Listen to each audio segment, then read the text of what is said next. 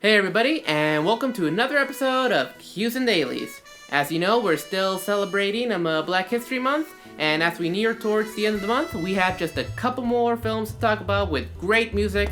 So, my goodness guys, let's get to it. So, on the last episode of Q's and Dailies, we talked about the incredible film from 2018, Spike Lee's Blackkklansman, incredible film based on the incredible true story. If you guys haven't checked it out, the Q's and Dailies episode yet, then feel free, go ahead, check it out, and then come back here, do whatever you want. So, incredible movie, incredible music, and just overall, I loved it. I especially loved the performance from John David Washington. Excellent. And speaking of John David Washington, he is actually the son of the world-renowned legendary actor Denzel Washington. Funny that we make that connection because on this episode of Q's and Dailies, we are going to be looking at another Spike Lee film, this time starring the father, Denzel Washington, in, you probably already guessed it, the incredible 1992 biopic of Malcolm X. So the film itself is based on the autobiography of Malcolm X, and what can I say, guys? It did an incredible job of capturing Malcolm X's life. From his early years as a youth doing a lot of crime in the city, to going to jail and meeting Bimbi and converting to Islam, joining the Nation of Islam, to later on and all that stuff. It just, like I said, it captured his life very well, really bringing the autobiography of Malcolm X to life. Just job well done, so well done. Overall, just so much great production and writing and time that went into this film. Great performances, especially from Denzel Washington, really capturing Malcolm X as the powerful historical civil rights figure that he is. The movie, of course, did not go unrecognized. It was definitely had its share of nominations. Now, personally, do I believe that the leading actor role should have gone to Denzel? You damn right I do. Whatever. But one thing's for sure, guys, the one thing that I will always remember about this film was my first time watching it. So you see, being based on Malcolm X and everything, being the big historic figure that he is, we saw this film back in high school, I believe, like maybe junior, senior year, give or take. And, of course, I thought it was an incredible film and everything, but also, I noticed just, when I looked around and I saw the faces of my fellow classmates, the ones who are of Black African-American descent, and seeing just this sense of awe and inspiration in them watching this film, it really must have impacted them somewhat, because they were truly amazed, and my goodness, Spike Lee, that is what films are meant to do, is to inspire, which this film sure as hell did. So, again, great job. So memorable. Spike Lee, everybody. Spike Lee. And of course, guys, incredible music as well from Terence Blanchard, the one who had also written the music for Blackkklansman. So now, let's get started and talk about some spots here in this movie that I feel were just so amazing, in which both the film and the music really worked hand in hand.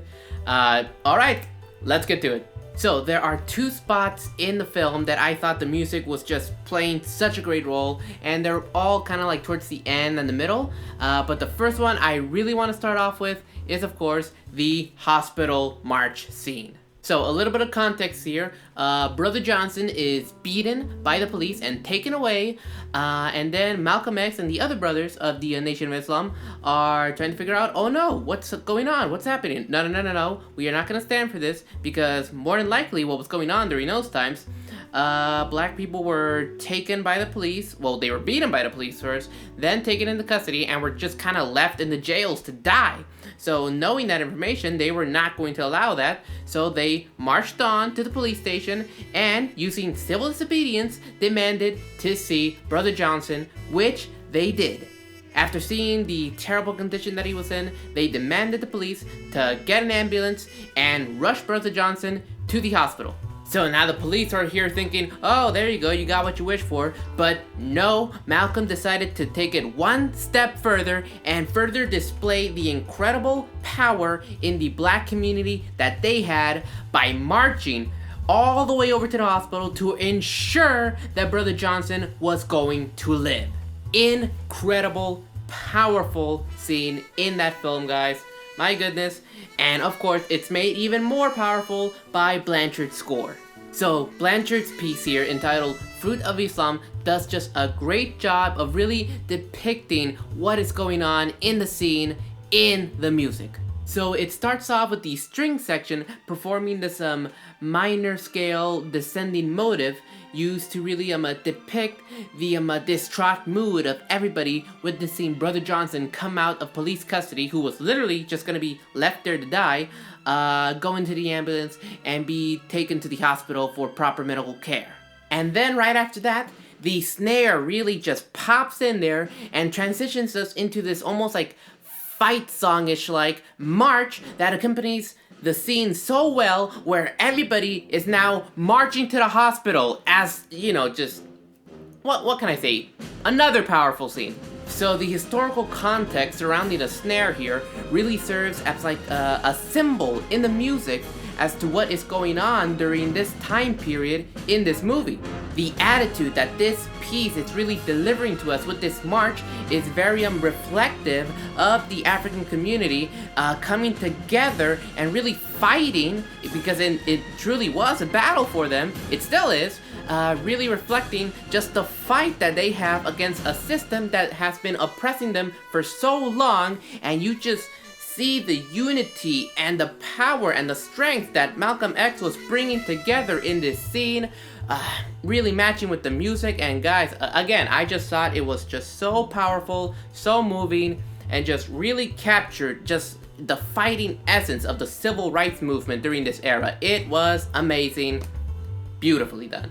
So as you can see, guys, Terence Blanchard has just been creating amazing scores anytime he has teamed up with Spike Lee, from here in '92 to 2018, and again, I mean, I can't wait for the next one. I mean, these two just make incredible chemistry.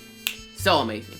And the last piece of music, guys, that I want to talk about, it's towards the end, sadly, just right before Malcolm X is assassinated. And I mean, the scenes that we see before that are just so beautifully accompanied to Sam Cooke's A Change Is Gonna Come. So Sam Cooke wrote this beautiful song in response to the civil rights movement that was going on during the 60s, and it's just a beautiful depiction of, I mean, the hardships and the struggles that the African American story has endured this whole time here in the country, and just the never-ending, continuing fight and resilience, the spirit, the strong spirit to just keep moving forward despite all of that, and just getting beautiful song, guys. Just a perfect song choice to pair with this incredible biopic on this incredible civil rights movement leader, and also to commemorate all those who fought alongside Malcolm X and the other incredible civil rights movement leaders. I mean, your message is still standing strong up to this day. Everyone is continuing it. Thank you so much. And so everybody, that is the end of yet another Q's and Dailies episode. Now, if I'm being honest, this did feel like kind of a short episode, so I mean, maybe some of you guys like that, maybe some of you prefer it to be a little bit longer. It's all cool. Now, the thing is though, basically I just had a lot of stuff going on this week, and you know, like, just kind of made this a little bit too much in a hurry. So again, my apologies. I feel like I could have talked a little bit more, or maybe some of you rather not have me talk too much about it. Go ahead, comment down below. Should I talk more, or should I shut the heck up? No, seriously, go ahead and comment if you want. So yeah, pretty busy this week, but you know, hopefully that just means there are good things yet to come, and you know, that includes some other content that I'm planning out, and I just have to upload it right over here. But until then, guys, as usual, I hope you enjoyed this new Q's and Dailies episode. Go ahead, like, share, comment, subscribe if you want to see more, and continue to celebrate Black History Month. And I will see you guys all in the next episode. Definitely go check out Malcolm X movie if you haven't yet. It is so worth it. Alright guys, I'll see you later. So long.